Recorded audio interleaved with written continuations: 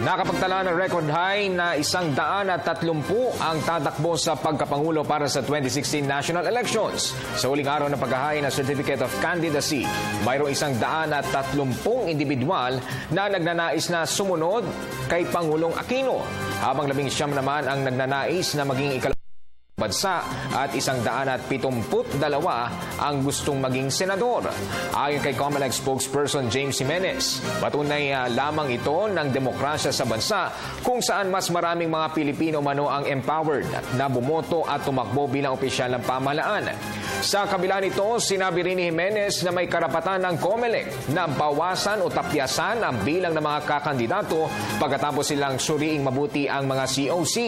Matatandaan na noong 2010 national elections ay mayroong 79 na individual ang naghain ng kanilang COC sa pagkapangulo, subalit 10 lamang rito ang pinahintulutang tumakbo ng COMELEC.